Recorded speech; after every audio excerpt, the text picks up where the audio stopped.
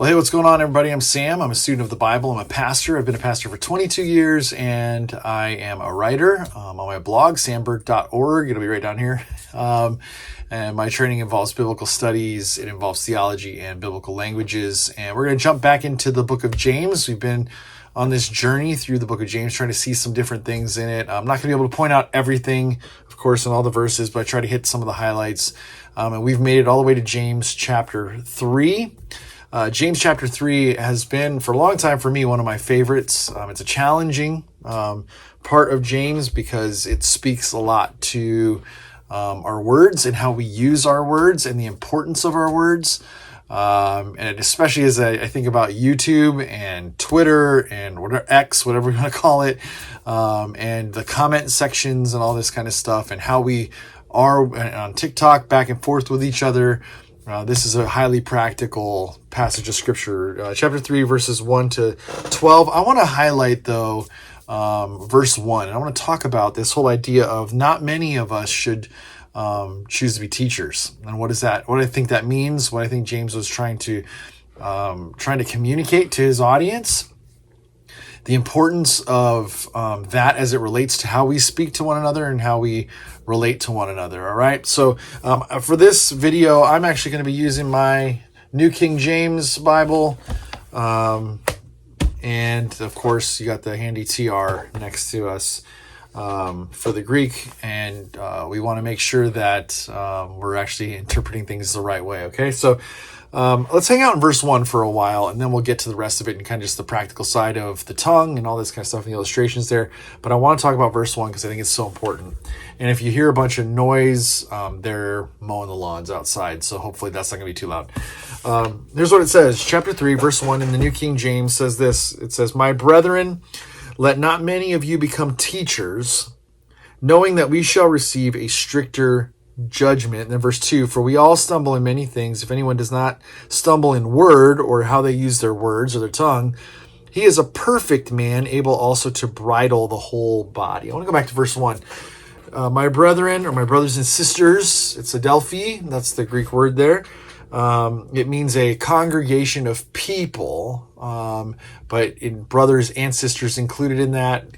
New King James just uses that old language of brothers or brethren. It is a masculine plural word, adelphi, and so that's why they translate it that way. "My brethren, let not many of you become teachers, knowing that we shall receive a stricter judgment." Now, the question we should automatically assume is, okay, is James talking about like official instruction? Is James talking about like as a pastor, someone who preaches the Bible, that kind of stuff? Is that what he's talking about when he's talking about teachers, or is he talking about something else? Well, the Greek, it doesn't really clean that up as much because it's me poli didascali. And didascali means teachers, right?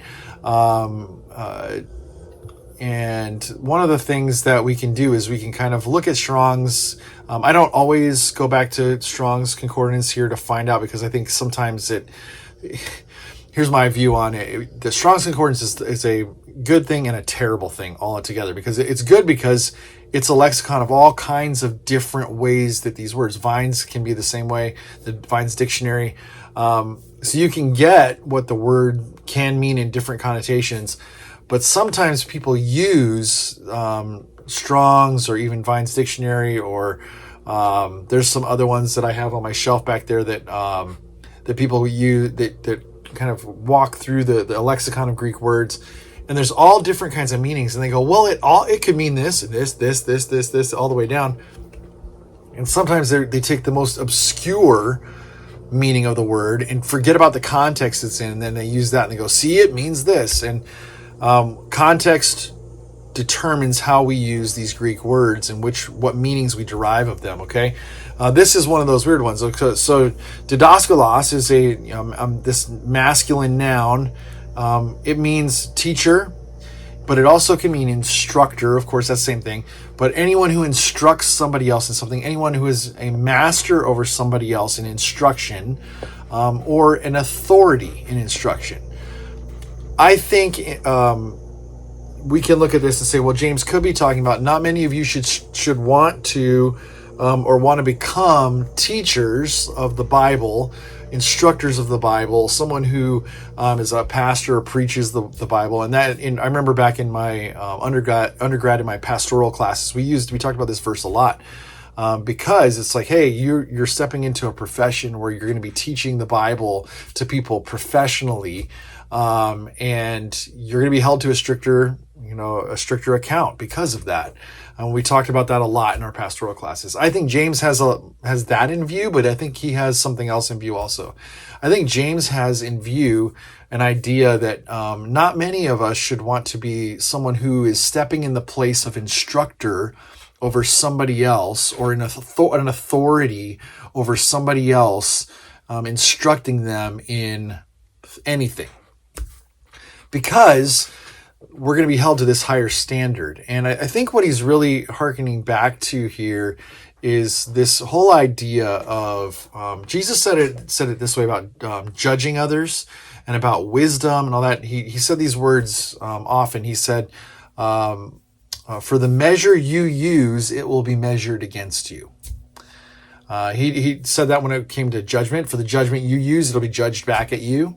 He talked about that with wisdom, that for the measure you choose to use with that will be measured against you. And I think this is what James is kind of trying to show us, that those who want to step into a place of authority, of instructing somebody else, especially when it comes to the scriptures, need to realize that the measure you use as an authority, you will be held to that standard of authority. You will be held to that level.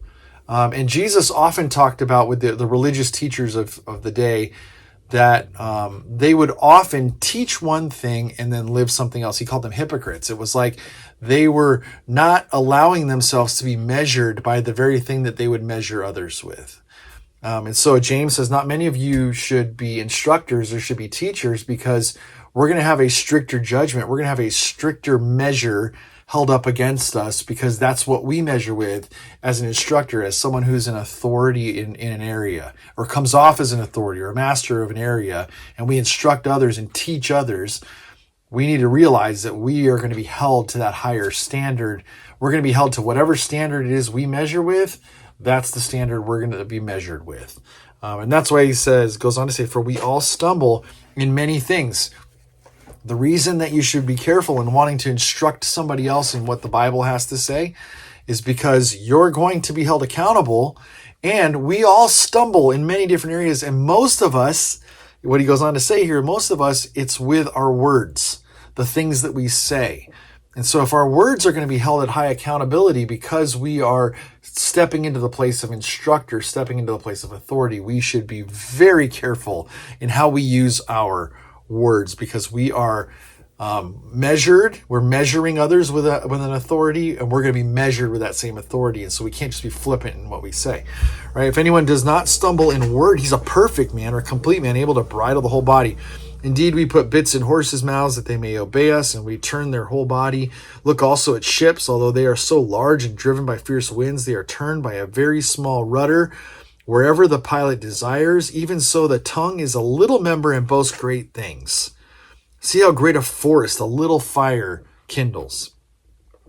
And the tongue is a fire, a world of iniquity. The tongue is so set among our members that it defiles the whole body and sets on fire the course of nature, and it is set on fire by hell. I mean, these are strong words, and I think James is just trying to communicate a very strong position on the words that we use, because if we're going to be an instructor, we're going to be held at a higher standard.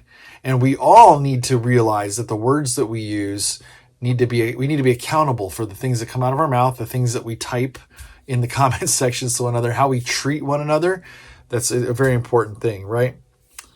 It says, for every kind of beast, of bird, or reptile and creature of the sea is tamed. It has been tamed by mankind, but no man can tame the tongue. It is an unruly evil, full of deadly poison. With it we bless our God and Father. With it we curse men who have been made in the similitude of God, or the likeness of God. Out of the same mouth proceed blessing and cursing, my brethren. These things ought not to be so. Does a spring send forth fresh water and bitter from the same opening? Can a fig tree, my brethren, bear olives, or a grapevine bear figs? Thus no spring yields both salt water and fresh. The point of what James is trying to say here. He's not trying to give us a science lesson. He's not trying to give us a botany lesson. He's not trying to give us a lesson on forest fires. What he's trying to say is we see all of this stuff in nature and all of these things going on, and we need to be careful then about how our words are, because our words are like forest fire that's set by this little spark. It's like this little rudder that controls a whole ship, and our entire being can be controlled by one little thing that we've said to somebody else, or one little slip of the tongue here. And it's like, listen, we've tamed all kinds of animals, but no one has been able really 100% to tame the tongue. Even if they think they've got it whipped, they don't, because all it takes is one little thing. And we shouldn't have speaking out of both sides of our mouth with blessings and cursings, with good and with evil and all that. We need to be full of integrity with our words, and our words need to come out of our mouths, and the way we type needs to be from a place of integrity. Okay, so it's just a reminder to us that the words that we speak to one another and the words that we type to one another, they matter, and they say a lot about who we are, and they say a lot about how we wish to come off to other people. And ultimately, those of us who have taken a position of we want to help instruct other people in things like the Bible and that kind of stuff, we need to realize that our words matter even more, and how we deliver them, how we say, how we speak to one another, all that kind of stuff. Because if we're going to measure others with a certain thing, we better believe that we're going to be measured with the same thing right back at us. We can't be hypocrites in that. Okay.